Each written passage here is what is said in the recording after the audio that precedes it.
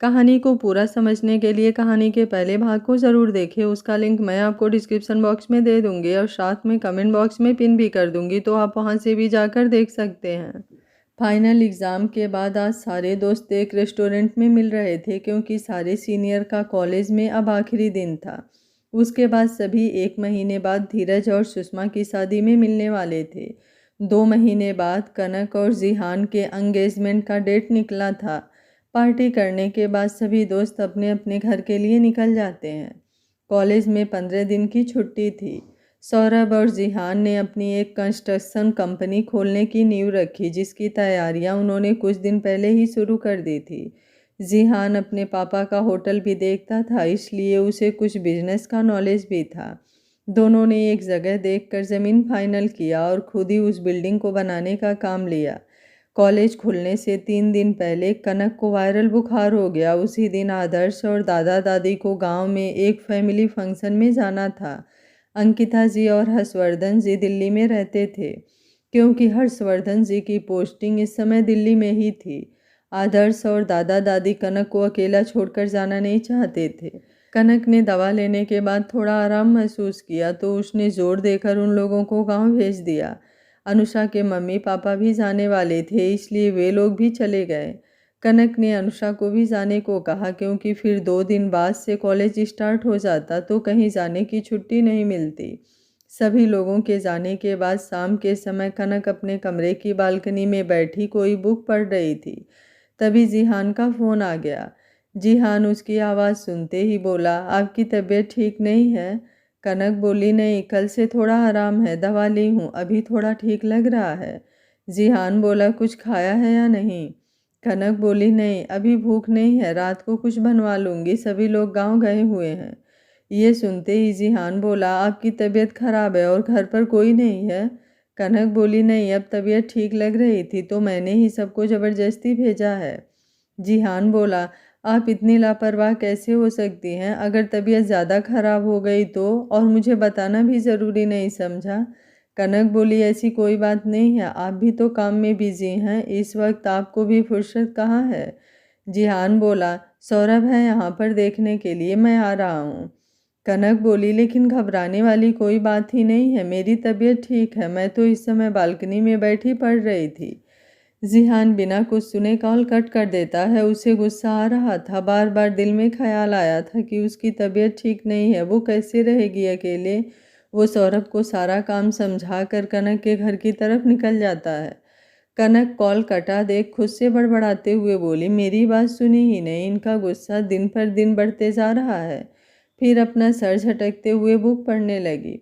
थोड़ी देर बाद अचानक से बादल घेर लेते हैं और मौसम सुहावना हो जाता है। हल्की हल्की हवा चलने लगती है। ये गर्मी के मौसम में एकाएक इस तरह का मौसम बहुत अच्छा लग रहा था।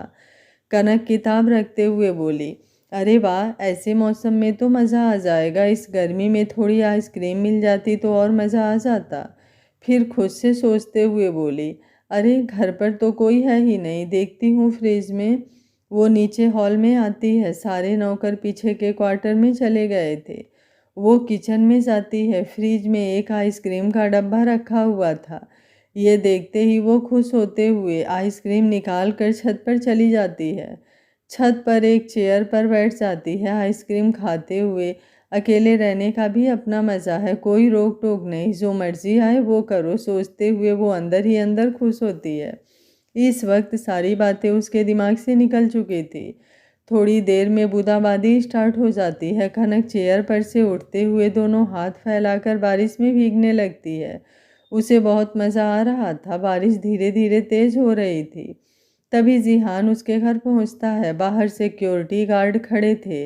जिहान अपनी फैमिली के साथ 2 बार आ चुका था, जिससे वे लोग उसे पहचानते थे। उन्हें भी पता था कि वो इस घर का होने वाला दामाद है। जिहान एक तरफ गाड़ी लगाते हुए घर के अंदर आता है। सिक्योरिटी गार्ड दरवाज़ा खोल देता है। जिहान हॉल का मेन गेट बंद करके ऊपर सीढ़ियाँ चढ़ते हुए कमरे में आता है, लेकिन कनक को ना देख उसका दिल घबराता है। वो आवाज़ देता है, लेकिन बाथरूम का दरवाज़ा खुला हुआ था। बालकनी का दरवाज़ा खुला देख बालकनी में भी देखता है, लेकिन कनक वहाँ नहीं होती। उसके दिल में अजीब से ख्याल आने लगे। तभी उसके कानों में गाने की आवाज़ आती है। वो आवाज़ का पीछा करते हुए ऊपर छत पर आता है। उसकी आंखें हैरानी से बड़ी हो जाती हैं, क्योंकि टेरिस पर कनक मोबाइल में गाना बजाकर बारिश में भीग भीग पर डांस कर रही थी। जिहान तो कुछ देर के लिए कनक के दीदार में खो जाता है। उसके बालों की चोटी से निकली कुछ लटें चेहरे पर लटक रही थी। पटियाला सलवार सूट भीगने की वजह से उसके बदन से चिपक गया था और उसका परफेक्ट फिगर इस वक्त जिहान को अपनी तरफ आकर्षित कर रहा था। लेकिन तभी जिहान को कनक की खराब तबीयत का ख्याल आता है और वो गुस्से से आगे बढ़कर कनक को अपनी बाहों में भर लेता है। कनक अचानक से डर जाती है, लेकिन जिहान को देखते ही उसकी सांस में सांस आती है। जिहान उसे गोद में उठाते हुए बोला, आपको किसने कहा था बारिश में भीगने को?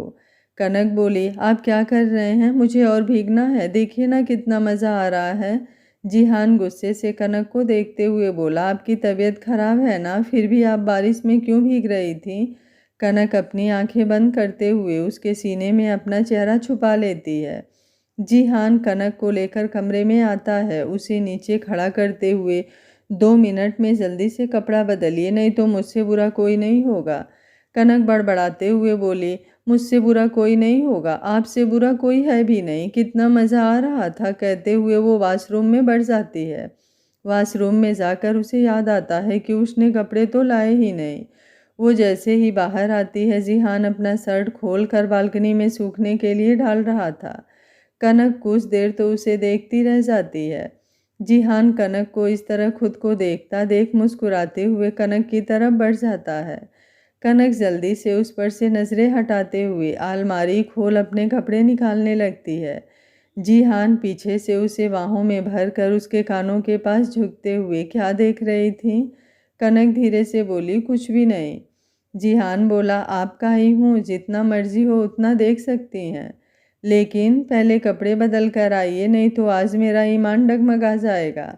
ये सुनते ही कनक के शरीर में बिजली सी दौड़ जाती है। वो जल्दी से जिहान को पीछे धकेलते हुए वॉशरूम में चली जाती है। जिहान के चेहरे पर मुस्कान आ जाती है। कुछ देर में कनक कपड़े बदलकर बाहर आती है। जिहान बालकनी के दरवाजे पर खड़ा होता है। कनक तौलिया उसकी तरफ बढ़ाते हुए कमरे से बाहर चली जाती है। कुछ देर में वो आदर्श के कपड़े लेकर आती है। जिहान को देते हुए उसे बदलने को कहती है। जिहान वॉशरूम में जाकर कपड़े चेंज करता है। कनक को अब ठंड लग रही थी। वो बेड पर बैठते हुए थोड़ी थोड़ी कांप रही थी। जिहान बाहर आकर कनक को देखते हुए बोला, हो गया ना तबीयत खराब? वो अलमारी खोलकर उसमें से एक कंबल निकालते हुए कनक को चारों ओर से उड़ाता है। जियान बोला, आप यहीं बैठिए, मैं चाय बना कर ले आता हूँ। कनक बोली, आपको किचन में सारी चीज़ें कैसे मिलेंगी? जिहान बोला, कोई बात नहीं, मैं ढूंढ लूँगा। जिहान किचन में जाकर चाय बनाता है। दूध तो फ्रिज में होता है, चीनी चाय पत्ती ऊपर वाले अलमारी में मिल जाती है। 2 कप चाय बनाकर और कुछ बिस्किट लेकर वो रूम में आता है। कनक की आंखें लाल हो गई थी। वो बेड से टेक लगाए आंखें बंद करके लेटी हुई थी। जिहान टेबल पर ट्रे रखते हुए कनक के सर को छूकर देखता है। कनक को फिर से फीवर आ रहा था। जिहान परेशान हो जाता है। वो किसी तरह कनक को उठाकर चाय पिलाकर उससे पूछकर दवा देता है, लेकिन दवा लेने के बाद भी कनक को बहुत ज़्यादा ठंड लग रही थी। जिहान कमरे के सारे दरवाजे खिड़की बंद कर देता है। कनक बोली, जान, अलमारी में एक और कंबल होगा, प्लीज़ वो भी दे दीजिए ना। जिहान कंबल निकालते हुए, मैं डॉक्टर को फ़ोन करके बुलाता हूँ। कनक बोली, नहीं, उसकी ज़रूरत नहीं है, बस ठंड लग रही है। जिहान दूसरा कंबल भी उसके ऊपर उड़ा देता है। जिहान उसके सर को तौलिया लेकर धीरे धीरे सारा पानी पोंछता है, फिर हेयर ड्रायर लेकर उसके बालों को सुखाता है। कनक उठकर जिहान के सीने से लग जाती है। जिहान उसे अपने सीने से लगाए बेड पर लेट जाता है और दोनों कंबल को अच्छे से कनक के ऊपर उड़ाता है। जिहान कनक के पीठ पर अपने हाथ से रब करते हुए, जहान, आपकी बॉडी ठंडी होती जा रही है, प्लीज़ डॉक्टर को बुलाने दीजिए। कनक धीमी आवाज़ में बोली, बरसात तेज़ हो गई है, डॉक्टर कैसे आएगा? जिहान बोला, लेकिन आपकी तबीयत बिगड़ती जा रही है, मैं क्या करूं? कनक बोली, परेशान मत होइए, मैं ठीक हूँ। जिहान उसे और ज़्यादा अपने करीब करते हुए बोला, आप ज़रा भी अपनी तबीयत का ख्याल नहीं रखती। किसने कहा था बारिश में भीगने को? अब रात भी गहराती जा रही है, मैं क्या करूं, कुछ समझ नहीं आ रहा। कनक बोली, आप मेरे पास हैं, फिर डरने की क्या बात है। जिहान कनक का चेहरा अपने हाथों में लेते हुए बोला, आपको कुछ समझ भी आ रहा है मेरे दिल पर क्या गुजर रही है। कनक बोली, कुछ नहीं होगा मुझे, आपकी बॉडी से ज़्यादा गर्मी किसी दवा में भी नहीं है। ये सुनते ही जिहान के दिमाग में कुछ आता है। वो कनक के माथे पर चूमते हुए, जान, क्या मुझे आपके करीब आने की इजाज़त है। कनक ना समझी से बोली, आप मेरे करीब ही तो हैं। जिहान बोला, आप समझ नहीं रही, जो रिश्ता पति पत्नी में होता है मैं उसके बारे में बात कर रहा हूँ। कनक कन्फ्यूजन से, मुझे कुछ समझ नहीं आ रहा। जिहान अपनी आंखें बंद करते हुए, जान, मैं फिजिकल होने की बात कर रहा हूँ, प्लीज़ मुझे गलत मत समझिए। आपका शरीर ज़रूरत से ज़्यादा ठंडा हो रहा है, लेकिन बिना आपकी इजाज़त के मैं कुछ नहीं कर सकता। कनक ये सुनते ही शर्मा कर उसके सीने में अपना चेहरा छुपा लेती है। जिहान अपनी पकड़ उस पर मजबूत करते हुए उसके बालों में उंगलियां फेरने लगता है। थोड़ी देर बाद जिहान उसका चेहरा अपने सीने से निकालते हुए उसकी आंखों में देखता है। कनक की आंखें बंद हो रही थी। वो अधखुली आंखों से अपनी ताकत बटोर कर जिहान के होठों को लॉक कर देती है। जिहान अपनी आंखें बंद कर इस एहसास को जीने लगता है। गोवा में अजय वाले हादसे के बाद जिहान ने कभी भी कनक के लबों को छुआ नहीं था, हमेशा उसके माथे पर ही किस करता था। आज उसके पूरे शरीर में एक अजीब सी फीलिंग हो रही थी, कनक जैसे ही उससे दूर हटने को होती है। जिहान उसके सर के पीछे अपने हाथ से दबाव बनाते हुए उसके होठों को लॉक कर देता है। कनक पूरी होश में नहीं थी, लेकिन जिहान की छुअन महसूस कर पा रही थी। इस वक्त उसकी बॉडी इतनी ठंडी हो गई थी कि जिहान का उसके करीब आना उसे गलत नहीं लग रहा था, उसे सुकून दे रहा था। रात के 10 बज रहे थे। कनक सुकून से जिहान के सीने से लगी सो रही थी। जिहान उसे कंबल से कवर कर उसके चेहरे को निहार रहा था।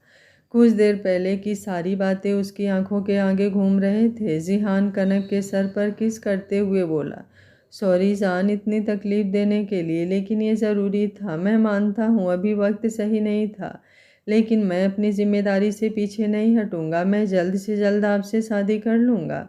हमारा प्यार पवित्र है, ये मैं जानता हूँ, और इस पर उंगली उठाने का मौका मैं किसी को भी नहीं दूंगा। कुछ देर में जिहान भी कनक को अपनी आगोश में लिए गहरी नींद में सो जाता है। बाहर मेड मेन दरवाजे को खटखटाकर चली गई थी, क्योंकि हाल के मेन डोर को जिहान ने बंद कर दिया था।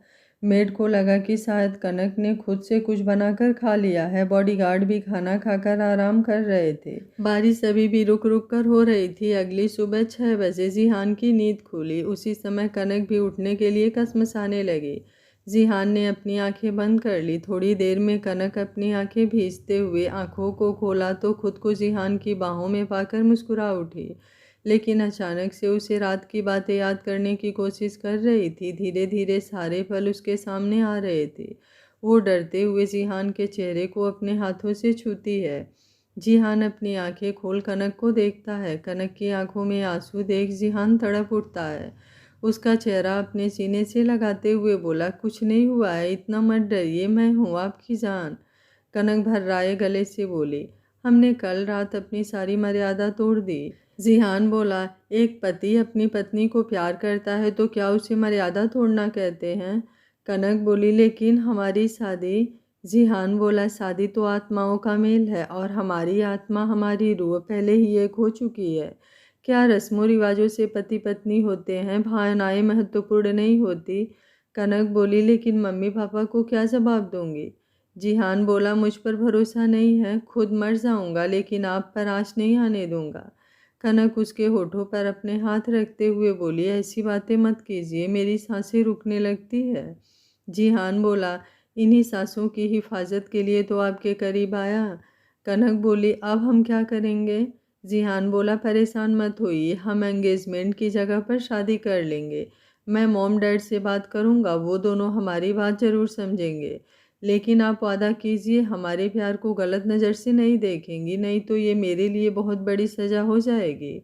कनक जिहान के सीने से लगते हुए बोले, ऐसा कभी नहीं होगा। कल जो भी हुआ हम दोनों की मर्जी से हुआ। मैं अपने प्यार को गाली नहीं दे सकती, लेकिन डर लग रहा है। जिहान बोला, कुछ नहीं होगा, मैं हूँ ना, अभी चलिए जाकर फ्रेश हो जाइए, कल भी आपने कुछ नहीं खाया था। कनक उठकर खुद को कंबल से कवर करती है। जैसे ही वो बेड से खड़ा होती है वो लड़खड़ा जाती है। जिहान जल्दी से उसको संभालते हुए बेड पर बैठाता है। उसका चेहरा अपने हाथों में लेते हुए बोला, दर्द हो रहा है? कनक हाँ में सर हिला देती है। जिहान उसकी बाहों में उठाकर वॉशरूम में ले जाता है। एक तरफ बैठाते हुए ब्रश में पेस्ट लगाकर उसके हाथ में दे देता है। कनक ब्रश करने लगती है। जिहान बाथरूम से बाहर जाता है। बेड को ठीक करते हुए वो बेडशीट हटाकर अलमारी से दूसरा बेडशीट निकालकर बिछा देता है। कंबल मोड़कर अलमारी में रख देता है। एक कंबल तो कनक ने ओढ़ा हुआ था। कमरा फ्रेश करने के बाद वो बालकनी का दरवाज़ा खोल बालकनी में आ जाता है। मोबाइल लेकर सौरभ को फ़ोन करते हुए बात करने लगता है। कनक ब्रश करने के बाद शावर ऑन करती है। नहाने के बाद तौलिया लपेट कर वॉशरूम का दरवाज़ा धीरे से खोलकर देखती है। रूम में कोई नहीं था। वो जल्दी से बाहर आने की कोशिश करती है लेकिन उसे दर्द हो रहा था। वो धीरे से अलमारी से कपड़ा निकालकर वॉशरूम में चली जाती है। जिहान अभी बालकनी में ही था। कनक वॉशरूम से आकर ड्रेसिंग टेबल के सामने बैठ अपने बालों को सुखाने लगती है। तभी जिहान भी आता है। वो कनक के हाथों से कंघी लेकर उसके बालों को सुलझाता है। फिर उसके कंधे पर अपना चिन रखते हुए बोला, बहुत खूबसूरत लग रही हैं आप। कनक की पलकें शर्म से झुक जाती है। जिहान उसके गालों को चूम कर वॉशरूम में फ्रेश होने चला जाता है। कनक धीरे धीरे चलकर आदर्श के कमरे से उसके कुछ कपड़े लाकर बेड पर रख देती है। रूम से बाहर निकलकर नीचे किचन में आती है। तभी मेड फिर से दरवाज़ा खटखटाती है। कनक जाकर दरवाज़ा खोलती है। मेड बोली, बिटिया आपकी तबीयत ठीक है? कनक मुस्कुराते हुए बोली, जी आंटी। वो कल रात नींद आ गई थी इसलिए दरवाज़ा नहीं खोला। मेड बोली, कोई बात नहीं बिटिया, मैं आई थी, मुझे लगा कि तुमने कुछ बनाकर खा लिया होगा। कनक बोली, आंटी जल्दी से नाश्ते में कुछ बना दीजिए, बड़ी भूख लगी है। मेड बोली, जी बिटिया हम अभी बना देते हैं, उसके बाद साफ़ सफाई कर लेंगे। कनक ऊपर कमरे में आती है। तब तक जिहान भी तैयार हो चुका था। कनक जिहान को पीछे से हग कर लेती है। जिहान उसके हाथों पर अपने हाथ रखते हुए बोला, क्या हुआ? कनक बोली, नीचे मेड आ गई है। जिहान कनक को अपने सामने करते हुए बोला, कोई बात नहीं, मैं कमरे में ही हूँ, मेड के जाने के बाद मैं चला जाऊँगा।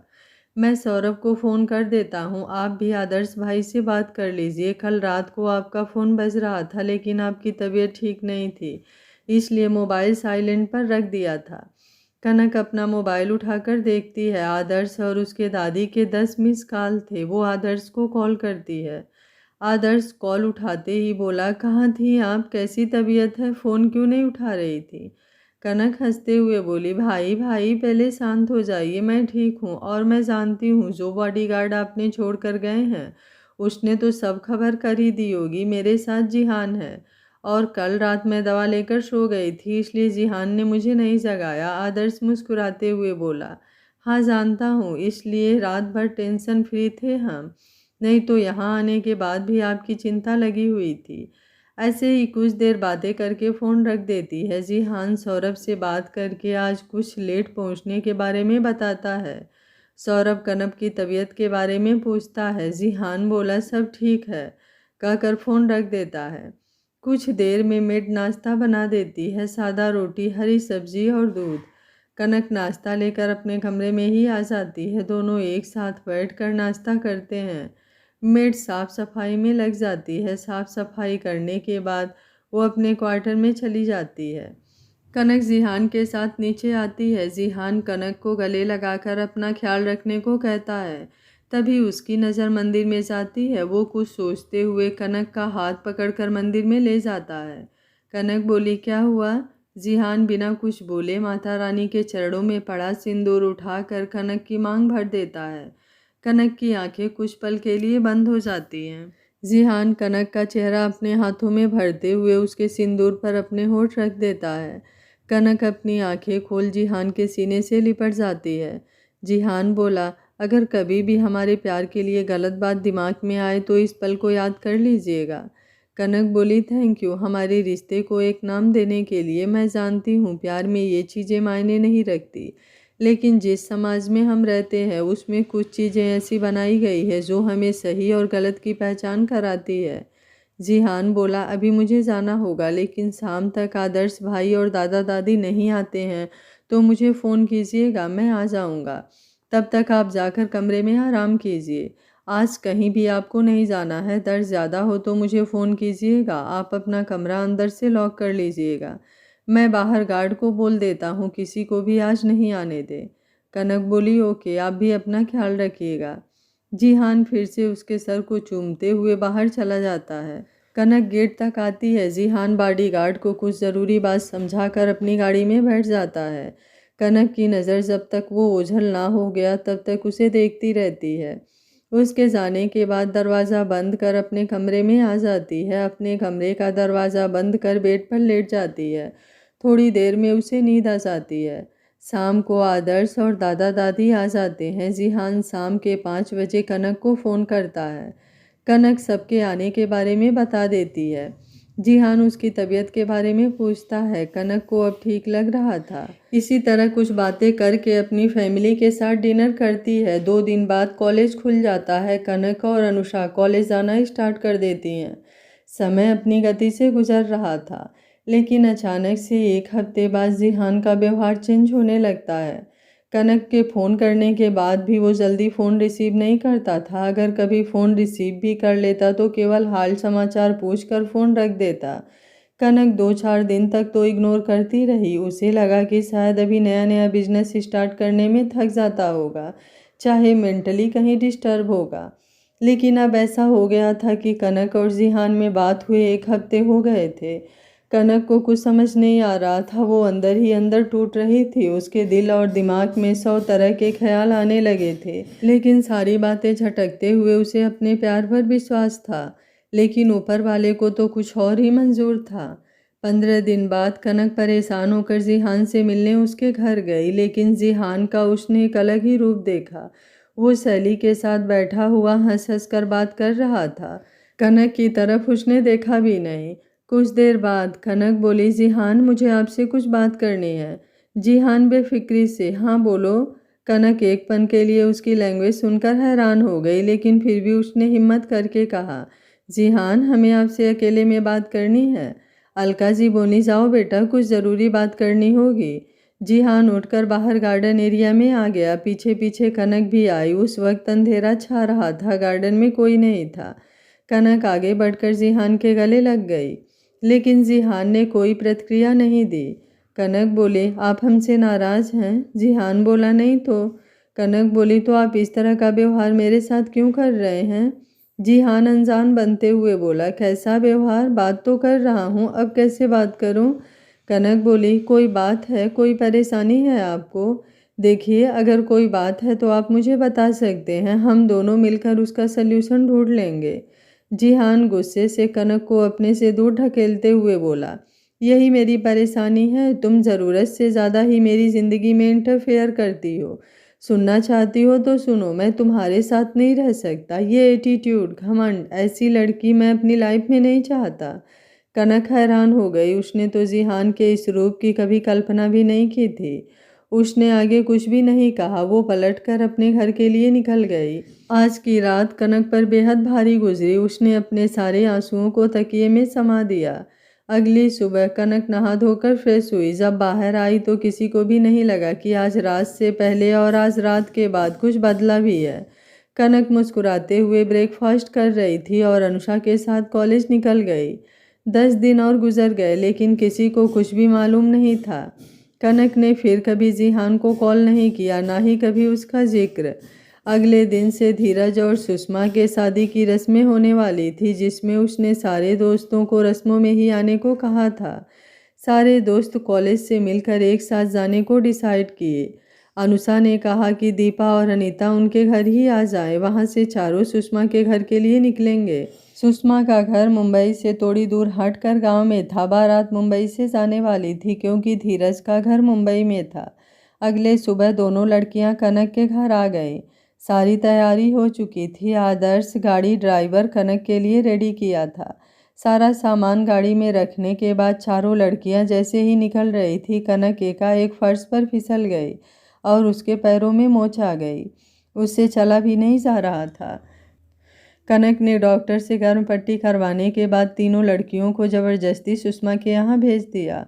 उन लोगों के जाने के बाद कनक अपने कमरे का दरवाज़ा बंद कर बेड पर बैठते हुए पैर को सीधा कर खुद से बोली, सॉरी सुषमा, मुझे ये नाटक करना पड़ा, लेकिन मैं तुम्हारी शादी में नहीं आ सकती। वो आंख बंद कर लेट जाती है। दरअसल कनक ने पहले ही सोच लिया था कि वो सुषमा के घर नहीं जाएगी, लेकिन वो डायरेक्ट मना करती तो सबके सवालों का जवाब देने पड़ते, इसलिए उसने ऐसा दिखाया कि जिसमें उसकी कोई गलती ना हो, ये सब इत्तेफाक से हुआ हो। ये सब करने के पीछे कनक का मकसद यही था कि वो जिहान से मिलना नहीं चाहती थी। उसे पता था धीरज के साथ वो भी वहाँ ज़रूर आएगा। अगले दिन सुषमा की हल्दी थी, जो कि अच्छे तरीके से हो गई। सारे दोस्तों ने मिलकर खूब मस्ती की। दिव्या भी पहुंच गई थी, लेकिन गांव से शादी होने की वजह से लड़के वाले शामिल नहीं हो सके। अगले दिन मेहंदी और संगीत था। उसके अगले दिन शादी थी। जिहान धीरज की बारात में जब सुषमा के यहाँ पहुंचा तो उसकी नज़र किसी को ढूंढ रही थी, लेकिन वो कहीं नज़र नहीं आई। वो बेचैन हो उठा, लेकिन किसी से कुछ पूछने की हिम्मत ही नहीं पड़ी। सौरभ उसके दिल का हाल समझते हुए जब शादी की रस्में हो रही थी तब अनुषा को एक तरफ लाकर कनक के बारे में पूछा। अनुषा मुस्कुराते हुए बोली, वो कनक का पैर फिसल गया है, इसलिए उसके पैरों में मोच आ गई है, तो वो नहीं आ पाई। सौरभ जब जिहान को ये बताता है तो वो वहाँ से निकल कर गाड़ी में आ जाता है। वो मोबाइल निकाल कर कनक का नंबर डायल करने को सोचता है, लेकिन फिर कट करके मोबाइल रख देता है।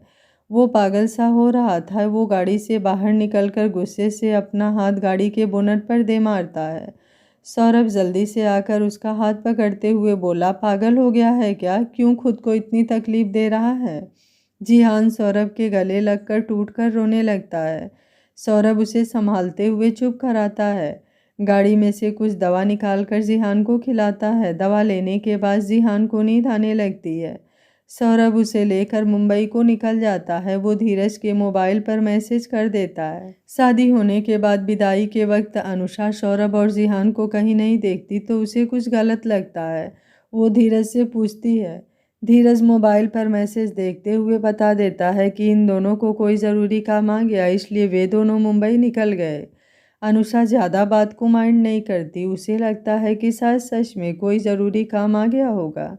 शादी अच्छे से संपन्न हो जाती है। सभी लड़कियां सुषमा के विदाई के साथ ही मुंबई के लिए निकल जाती हैं।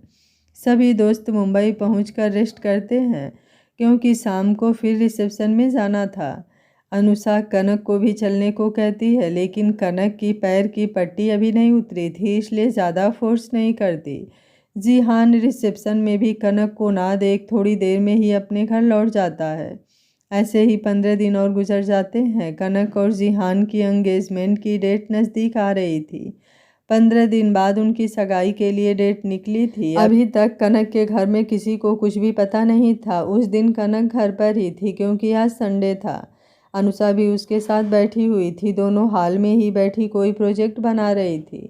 तभी 2 गाड़ियां उनके दरवाजे पर आकर रुकी। कुछ ही देर में हाल में जिहान के मम्मी पापा अंदर आए। उनके पीछे सौरभ, जिहान और उनके साथ शैली थी। कनक इस तरह सबको देखकर थोड़ी हैरान हुई, लेकिन उसने जल्दी अपने चेहरे को नॉर्मल कर लिया। दादा दादी और आदर्श सभी का स्वागत करते हुए सोफे पर उनको बैठाया। कनक जिहान के मम्मी पापा को प्रणाम कर अपने कमरे में जाने लगी। विराज जी बोले, कनक बेटा आप कहाँ जा रही हैं? कनक मुस्कुराते हुए बोली, रूम में जा रही थी अंकल, आपको कुछ चाहिए? अलका जी उसका हाथ पकड़कर सोफे पर बैठाते हुए बोली, नहीं बेटा हमें कुछ नहीं चाहिए, हम कुछ ज़रूरी बात करने आए थे। कनक बोली, जी ज़रूर, आप लोग बातें कीजिए, मैं चाय लेकर आती हूँ। आदर्श बोला, कनक उसकी कोई ज़रूरत नहीं है, मेड लेकर आती होगी तो उनके साथ बैठकर बातें कर। कनक आदर्श को देखते हुए मुस्कुराकर वहीं बैठ जाती है। विराज जी बोले, माँ बाबूजी आप लोगों से एक बात करनी थी, प्लीज़ आप लोग गुस्सा मत होइएगा। दादाजी बोले, देखो बेटा हम लोग भी तुम्हारी फैमिली की तरह हैं, जो भी बात है बेझिझक कह सकते हो। कनक अपनी आंखें बंद कर सर को झुका लेती है, जैसे कि उसे पता हो कि क्या बात होने वाली है। उसने जिहान की तरफ एक बार भी नहीं देखा था, लेकिन जिहान की नज़र उस पर ही टिकी हुई थी। विराज जी बोले, बाबूजी हम लोग कनक और जिहान का एंगेजमेंट कैंसिल करने आए हैं। ये सुनते ही दादाजी हैरानी से बोले, क्यों बेटा, कुछ हुआ है क्या, कोई परेशानी है? अलका जी बोले, नहीं बाबूजी, बात ऐसी है कि उस वक्त हमने जिहान को प्रेशर देकर इस रिश्ते के लिए मना लिया था, लेकिन अब वो इस रिश्ते से मना कर रहा है। आदर्श गुस्से से उठते हुए बोला, ये कैसी बातें कर रहे हैं आप लोग? शादी गुड्डे गुड़िये का खेल लग रहा है आप लोगों को? आज इससे मन भर गया तो कल उससे। ये मेरी बहन की ज़िंदगी का सवाल है, आप लोग ऐसा सोच भी कैसे सकते हैं? विराज जी बोले, बेटा मैं आपकी बात को समझता हूँ, लेकिन हम लोग कोई रिश्ता ज़बरदस्ती तो नहीं करवा सकते ना। जिहान शैली को पसंद करता है, वो शैली से शादी करना चाहता है। आदर्श गुस्से से जिहान का कॉलर पकड़ते हुए बोला, हमारी बहन की ज़िंदगी से खेलने की हिम्मत कैसे हुई तुम्हारी? सौरभ जिहान को आदर्श से अलग करते हुए बोला, भाई शांति से बात कीजिए। आदर्श गुस्से से चिल्लाते हुए बोला, अब शांति से बात करने के लिए बचा ही क्या है? अलका जी आदर्श का हाथ पकड़ते हुए बोली, बेटा हम आपकी माँ के जैसी हैं, प्लीज़ कोई झगड़ा मत कीजिए। हमें भी कनक के लिए बुरा लग रहा है, लेकिन आप ही सोचिए, ज़बरदस्ती शादी करवा भी देते तो क्या कनक सुखी रह पाएगी? उस शादी का क्या भविष्य होगा? आदर्श ये सुन सोफे पर धम से बैठ जाता है, पर उसे कुछ समझ नहीं आ रहा था। दादी जिहान के आगे हाथ जोड़ते हुए बोली, बेटा प्लीज़ ऐसा मत करो, हमारी बच्ची टूट जाएगी। जिहान उनका हाथ पकड़ते हुए बोला, ये क्या कर रही हैं आप? शैली जिहान का हाथ दादी के हाथ में से छुड़ाते हुए बोली, देखिए जिहान मुझसे प्यार करता है तो आप केवल अपने पोती के बारे में कैसे सोच सकती हैं? और वैसे भी आपकी पोती में जो एटीट्यूड है ना, उसको कम करवाइए, कोई ना कोई लड़का हाथ थामी लेगा। ये सुनते ही आदर्श और अनुषा का खून खौल जाता है। वो उठकर कुछ करते उससे पहले कनक उठकर अपनी दादी को संभालते हुए बोली, दादी दादाजी आप लोग कमरे में जाइए। दादी बोली, लेकिन बेटा, कनक सख्त आवाज़ में बोली, मैंने कहा ना आप लोग कमरे में जाइए। अनुषा इन्हें यहाँ से लेकर जाओ। अनुषा दादा दादी को लेकर कमरे की तरफ बढ़ जाती है। उनके जाने के बाद कनक अलका जी और विराज जी की तरफ घूमते हुए बोली, अंकल आंटी हमारी तरफ से आप लोग आज़ाद हैं, कोई कुछ भी नहीं कहेगा, अब आप लोग यहाँ से जा सकते हैं। आदर्श बोला, लेकिन मैं इतनी आसानी से नहीं जाने दूंगा, जिस दौलत का घमंड है वो सारे घमंड मैं तोड़ दूंगा। कनक बोली, भाई हम इस बारे में बाद में बात करेंगे, अभी जाकर आप आराम कीजिए। आदर्श गुस्से में अपने कमरे में चला जाता है। अलका जी कनक का हाथ पकड़ते हुए बोली, सॉरी बेटा। कनक उनसे अपना हाथ छुड़ाते हुए बोली, इसकी कोई ज़रूरत नहीं है। वैसे सहेली कांग्रेचुलेसन, शादी कब कर रही हो? सहेली बोली, अगले हफ्ते हमारी सगाई है, आना ज़रूर। कनक मुस्कुराते हुए बोली, बिल्कुल, वैसे मेरे घर में जो फैमिली ड्रामा हुआ उसके लिए सॉरी। फिर मेड को आवाज़ लगाते हुए बोली, आंटी नाश्ता लेकर आइए और मिठाई भी लेकर आइएगा। विराज जी बोले, नहीं बेटा उसकी ज़रूरत नहीं है, अब हम लोग चलते हैं। कनक हाँ में सर हिला देती है। अलका जी उसके सर पर हाथ फेरते हुए, भगवान आपको हर खुशी दें। उन लोगों के जाने के बाद कनक अपने कमरे में आकर दरवाज़ा लॉक करते हुए वॉशरूम में जाकर शावर आन कर खड़ी हो जाती है। सारे आंसू पानी में मिलकर बह रहे थे। मुंह पर हाथ रखते हुए सभी चीखों और सिसकियों को अंदर ही अंदर दबा देती है। लगभग 1 घंटे बाद उसे दरवाजे पर दस्तक की आवाज़ होती है। वो शावर बंद कर कपड़े निकालते हुए फ्रेश होकर कपड़े बदलती है। वॉशरूम से बाहर आकर दरवाज़ा खोल देती है। दरवाजे पर अनुषा और आदर्श थे। कनक मुस्कुराते हुए बोली, क्या हुआ, इतनी तेज़ी से दरवाज़ा क्यों पीट रहे थे आप लोग? अनुषा हाथ पकड़कर उसे बेड पर ले जाते हुए बोली, ये तू अच्छे तरीके से जानती है ये झूठी मुस्कान किसको दिखाने की कोशिश कर रही है? आदर्श उसका चेहरा अपने हाथों में लेते हुए बोला, बच्चा मैं समझ रहा हूँ तेरी तकलीफ, लेकिन तू चिंता मत कर, हम उन लोगों को ऐसे खून के आंसू रुलाएंगे कि फिर किसी लड़की के साथ वैसा करने के सोचेंगे भी नहीं। भाई मैं ठीक हूँ, आखिर इस रिश्ते में था क्या? आप लोगों ने मिलकर रिश्ता तय कर दिया था जिसे हमने स्वीकार कर लिया था, बाकी कोई फीलिंग्स नहीं थी। अनुषा गुस्से से दांत पीसते हुए बोली, सच में कोई फीलिंग नहीं थी? आदर्श बोला, बच्चा भले तेरे साथ हमने ज़्यादा वक्त ना गुजारा हो, लेकिन तेरा बड़ा भाई हूँ और इतना तो समझता हूँ कि मेरी बहन किससे कितना जुड़ी है। तुम मुझसे क्यों झूठ बोल रही है, जबकि हमारे रिश्ता तय करने से पहले ही तू जिहान से प्यार करती थी। ये सुनते ही कनक इधर उधर देखने लगती है। अनुषा बोली, इधर उधर क्या देख रही है? तुझे लगता है कि किसी को कुछ नहीं बताएगी तो कुछ पता भी नहीं चलेगा? तुझे पहले से ही मालूम हो गया था ना कि जिहान तुझे धोखा दे रहा है और ये एंगेजमेंट टूटने वाली है। कनक अपनी आंखों की नमी को आंखों के भीतर ही ढकेल लेती है, फिर दोनों को बेड पर बैठाते हुए बोली, आप दोनों मेरी बात ध्यान से सुनिए। पहली बात, मेरी चिंता मत कीजिए, और दूसरी बात, जो सच आप देख रहे हैं सच उससे कुछ अलग हो सकता है। हाँ, जिहान ने एंगेजमेंट तोड़ी है, लेकिन उसकी भी कोई मजबूरी है जो अभी हम लोगों से छुपा हुआ है। भाई, क्या आपकी बहन इतनी कमज़ोर है जो इस तरह टूट जाएगी? आदर्श नामे सिर हिला देता है। कनक बोली, फिर चिंता किस बात की, जो भी है मैं हैंडल कर लूँगी, और आप भी कुछ गलत नहीं करेंगे, जोया के साथ तो बिल्कुल भी नहीं। आदर्श बोला, तू इतने बड़े दिल की कैसे हो सकती है? मैंने तो यही सोचा था कि जिस तरह उसने तुम्हारा दिल दुखाया है मैं भी उसकी बहन की ज़िंदगी बर्बाद कर दूंगा, तब पता चलेगा कि कितनी तकलीफ़ होती है। कनक बोली, बिल्कुल नहीं भाई, आप ऐसा कुछ नहीं करेंगे, नहीं तो आपकी बहन का गुरूर टूट जाएगा। इस कनक की चमक अपनी फैमिली से है। मुझे गुरूर होता है कि आप लंदन में रहने के बावजूद भी रिश्तों की इज्जत करते हैं, इंसानों की इज्जत करते हैं, लड़कियों की इज्जत करते हैं। इसलिए ऐसा कोई कदम मत उठाइएगा कि मैं शर्मिंदा हो जाऊं, तब मैं सच में टूट जाऊंगी। किसी और की गलती की सज़ा किसी और को देना, ये कहाँ का इंसाफ है? मानती हूँ इस वक्त आपका मन कसैला है, तो आप जोया से शादी ना करें जब तक आपका मन तैयार ना हो, लेकिन जोया के साथ कुछ गलत मत कीजिएगा। अनुषा बोली, लेकिन भाई ने तो कहा था कि जोया के साथ उनका कोई रिश्ता नहीं है। कनक मुस्कुराते हुए बोली, भाई ने कहा और तुमने मान लिया, क्यों भाई, बताओ ज़रा। आदर्श मुस्कुराते हुए बोला, तुम दोनों शैतान की नानी हो, चलो तुम दोनों बैठकर बातें करो, मैं दादा दादी को देखकर आता हूँ। तभी दरवाजे से आवाज़ आती है। दादा दादी भी यहीं हैं और देख रहे हैं कि उनके बच्चे कितने बड़े हो गए हैं। तीनों की नज़रें दरवाजे पर जाती है जहाँ पर दादा दादी खड़े होते हैं। दोनों अंदर आते हुए कनक के सर पर हाथ फेरते हैं। सभी कुछ देर बाद बाहर आकर डिनर करते हैं। सभी को कनक की तकलीफ़ मालूम थी, लेकिन सभी कनक के लिए उसके साथ मुस्कुरा रहे थे। अनुषा कनक के साथ उसके रूम में आ जाती है। वो अपने मम्मी पापा को बता देती है कि वो आज यहीं पर सोएंगे। बेड पर लेटने के बाद अनुषा बोली, मुझे सच में बहुत गुस्सा आ रहा है, जी कर रहा है कि। कनक उसका हाथ पकड़ते हुए बोली, इतना गुस्सा मत कर, तेरा दिमाग फट जाएगा, वैसे मेरा एक काम करेगी। अनुषा बोली, तू बोल तो। कनक बोली, अभी उनकी सगाई को 1 हफ्ते है, तब तक तुम सच का पता लगाएगी।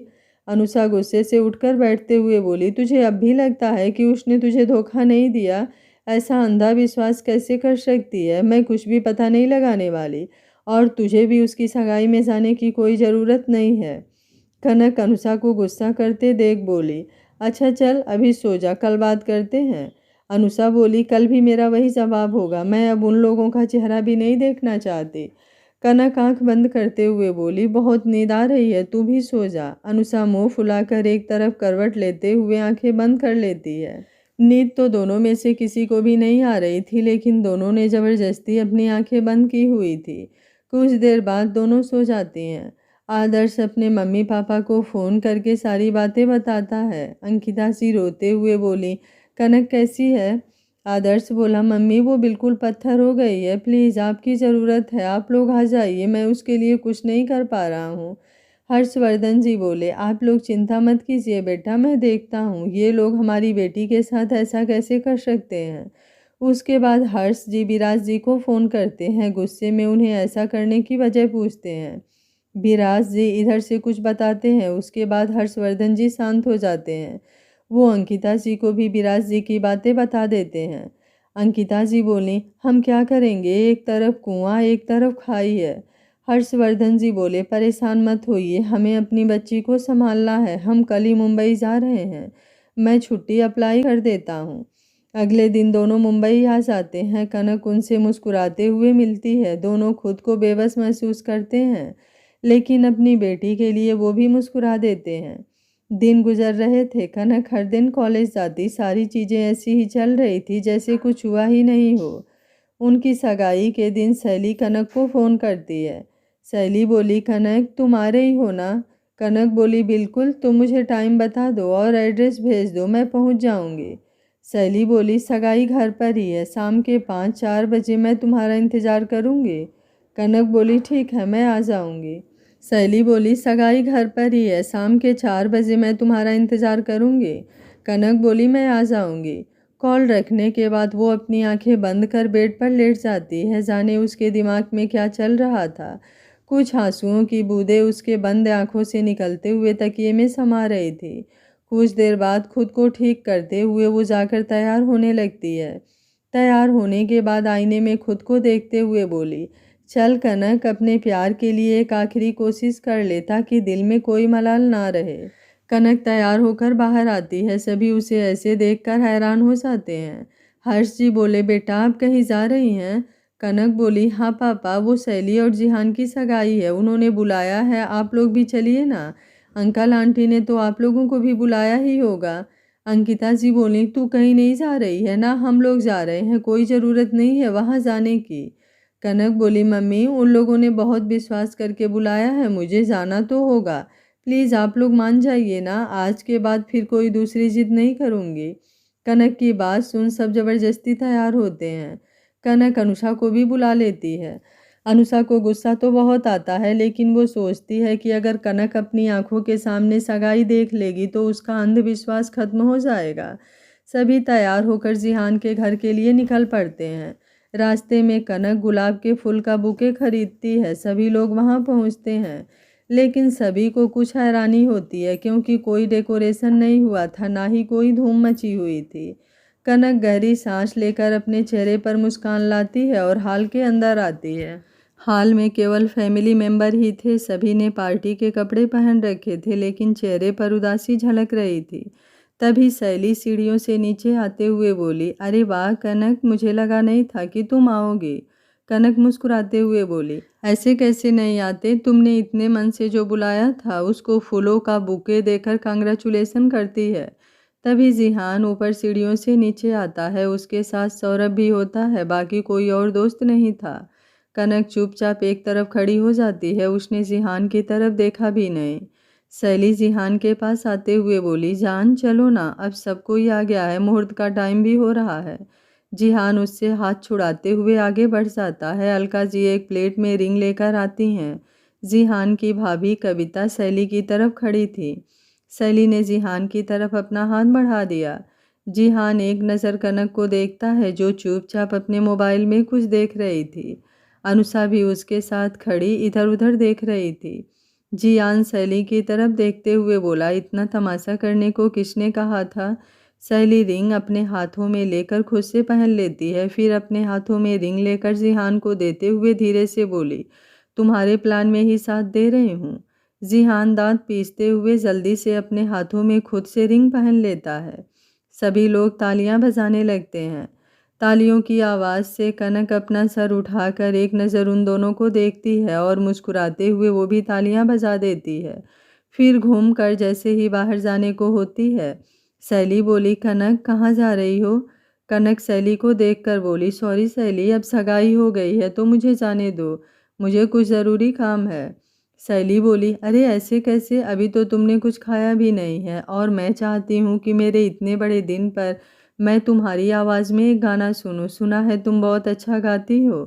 कनक मुस्कुराते हुए बोली, अरे ऐसी कोई बात नहीं है, बस थोड़ा बहुत गा लेती हूँ, क्यों अपनी पार्टी का मज़ा ख़राब करना चाहती हो? सैली बोली, नहीं नहीं, अब तो तुम्हें गाना ही पड़ेगा। अनुषा उन दोनों के पास आते हुए बोली, एंगेजमेंट तुम्हारी है तो तुम गाओ या नाचो, किसी और को क्यों परेशान कर रही हो? कनक अनुषा का हाथ पकड़कर, कोई बात नहीं भाई, आज का दिन इनका है तो इनकी विश भी पूरी करनी तो बनती है। अनुषा दांत पीसकर रह जाती है। आदर्श को भी बेहद गुस्सा आ रहा था। सली एक गिटार लाकर कनक के हाथों में दे देती है। कनक मुस्कुराते हुए गिटार का ट्यून सेट कर एक नज़र जिहान को देखती है जो उसे ही देख रहा था। वो जल्दी से नज़रें हटाते हुए बोली, दिल को ज़रा सा आराम देंगे, आज नहीं हम तेरा नाम लेंगे, हो याद जो आएगी तेरी तो बेचैन दिल को हम थाम लेंगे। कनक सैली के पास आते हुए कनक जिहान की तरफ अपनी पीठ करते हुए, माना कहीं भी चैन आता नहीं, बेताबी कोई भी मिटाता नहीं, वादा किया है हमने ली है कसम, आने ना देंगे तेरी यादों को हम। कनक जिहान से दूर होते हुए फिर गाती है, कम ना होने देंगे अब ये फासला, खुद को हम बहलाएंगे कैसे यार भला। एक जूस का गिलास अपने हाथों में उठाते हुए मस्ती भरा हम ये जाम लेंगे, आज नहीं हम तेरा नाम लेंगे, बेचैन दिल को हम थाम लेंगे, दिल को जरा सा आराम लेंगे। फिर वो एक नज़र जिहान की तरफ देखते हुए, हम दुआएं करते हैं तू सदा मुस्कुराए जा, प्यार के दिलकश लम्हे दिलरुबा तू भुलाए जा, सर पर हम तेरा इल्जाम लेंगे, दिल को जरा सा आराम देंगे। अब कनक को वहाँ रुका नहीं जा रहा था, वो अपने कदम बाहर की तरफ बढ़ा देती है। सारी फैमिली वाले उसे जाते हुए देख रहे थे। हॉल का गेट पार करते ही जिहान घुटनों के बल नीचे ज़मीन पर बैठ जाता है। अनुषा कनक के पीछे भागती है, आदर्श भी उसके पीछे निकल जाता है, लेकिन कनक रोड पर कहीं नहीं दिखती। अनुषा और आदर्श आगे की तरफ देखते हैं, लेकिन कनक कहीं नहीं दिखाई दे रही थी। कनक रोड के दूसरी साइड पर थी। उसकी आंखों के आगे अंधेरा छा जाता है और एकाएक किसी गाड़ी से टकरा जाती है। आदर्श अनुषा के साथ गाड़ी में बैठकर चारों तरफ कनक को ढूंढता है, लेकिन वो उसे कहीं नहीं मिलती।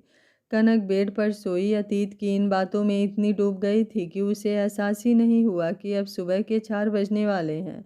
उसे होश तब आया जब उसके पास सोया हुआ बच्चा रोने लगा। वो जल्दी से अपने आंसुओं को साफ करते हुए बच्चे को अपने सीने से लगा लिया।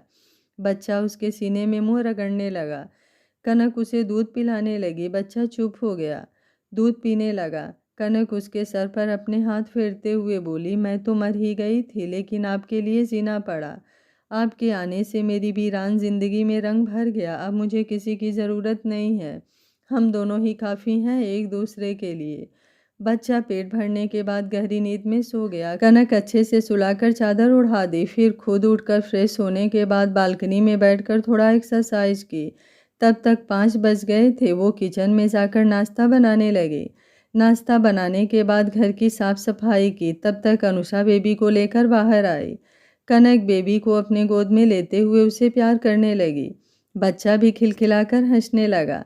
तभी बगल वाले कमरे से एक बुजुर्ग दंपत्ति बाहर आए। कनक दोनों को देखकर मुस्कुराते हुए नाश्ते की टेबल पर बैठने को कहा। अनुषा भी थोड़ी देर में फ्रेश होकर आ गई। सभी मिलकर नाश्ता करने के बाद कनक बोली, अनुषा तेरे जॉब का क्या हुआ, कहीं फाइनल हुआ कि नहीं? अनुषा बोली, नहीं यार, मैं सोच रही हूँ जॉब रहने देती हूँ, अब तू कमा ही रही है तो मुझे कमाने की क्या ज़रूरत। कनक उसके सर पर चपत लगाते हुए बोली, लड़कियों का अपने पैर पर खड़े होना बहुत ज़्यादा ज़रूरी है, इसलिए सारी नौटंकी बंद कर और अपने इंटरव्यू की तैयारी कर। बेबी हंसते हुए बोला, मासी आपको मम्मा ने पीटा? अनुषा उसे अपनी गोद में लेते हुए बोली, हाँ बच्चा, देखो मुझे कितनी ज़ोर से चोट लग गई। बेबी और ज़ोर ज़ोर से हंसने लगा। कनक उसे अपनी गोद में लेते हुए बोली, जान चलिए अब जल्दी से दूध पी लीजिए, फिर मुझे ऑफिस जाना है। और नाना नानी को बिल्कुल तंग मत कीजिएगा, मासी इंटरव्यू देकर जल्दी आ जाएगी। बेबी उसकी गर्दन पर अपनी छोटी छोटी बाहें लपेटे हुए बोला, आप मत जाओ, मुझे भूख लगी है। कनक उसके माथे को चूमते हुए, बेटा आप बड़े हो रहे हैं ना, तो आपको स्ट्रांग होना पड़ेगा और उसके लिए आपको और भी चीज़ें खानी पड़ेगी। फिर जब मम्मा आएंगी तो मम्मा का दूध भी पी लीजिएगा।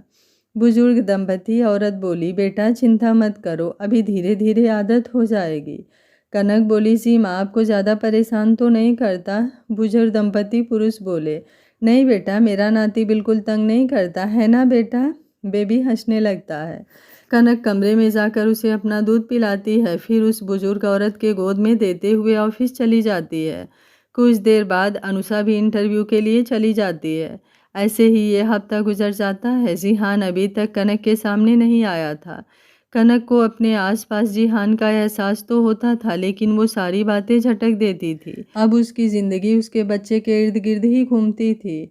सौरभ बोला, यार कब तक ऐसा चलेगा? जिहान बोला, समझ नहीं आ रहा, डर लगता है अगर मुझे सामने देख ली तो फिर से कहीं छुप ना जाए। अभी कम से कम उसे देख तो पा रहा हूँ। सौरभ बोला, एक बार उनके घर जाकर बात करके देखो। जिहान बोला, ये अपने घर में नहीं रहती, यहाँ से 20-25 मिनट की दूरी पर एक अपार्टमेंट में रहती हैं। मैंने वहाँ पर लोगों से कुछ पूछताछ की, लेकिन इनके बारे में कोई भी नहीं जानता। वॉचमैन ने बताया कि 1 महीने पहले यहाँ रहने आई हैं, बाकी अभी इनके बारे में कोई कुछ नहीं जानता। सौरभ बोला, एक बार मैं इनके सामने जाकर बात करूं? जिहान बोला, नहीं, तुझे देखते ही वो समझ जाएंगी कि मैं यहाँ हूँ। मेरी वजह से तू पहले ही अपने प्यार से दूर है, मैं अब ऐसा कुछ नहीं चाहता। सौरभ बोला, तू ऐसी बातें क्यों करता है? अच्छा छोड़, लेकिन कुछ तो सोचना पड़ेगा ना। मैं तो कहता हूँ एक बार हिम्मत करके इनके सामने जा और सारी बातें बता, भाभी ज़रूर समझेंगे। जिहान बोला, समझी तो पहले भी थी, तभी तो कोई सवाल नहीं किया। मैं ही बेवकूफ़ था जो अपने हाथों अपनी दुनिया उजाड़ दे। काश उसी वक्त मैं सारी बातें इन्हें बता देता तो इतना दर्द नहीं सहना पड़ता। सौरभ आगे कुछ कहता, तब तक जिहान अपनी चेयर से उठकर खड़ा हो गया। सौरभ मुझे इस तरह जल्दी से चेयर से उठता देख हैरानी से जिहान की नज़रों का पीछा करते हुए वाल के उस पार जब देखा तो उसकी आंखें भी हैरानी से फैल गईं। आगे क्या होगा इस कहानी में जानने के लिए देखते रहिए कहानी का अगला भाग। अगर आपको कहानी अच्छी लग रही है तो वीडियो को लाइक, शेयर एंड चैनल को सब्सक्राइब कर लीजिएगा। Thank you for watching. मिलते हैं कहानी के अगले भाग में।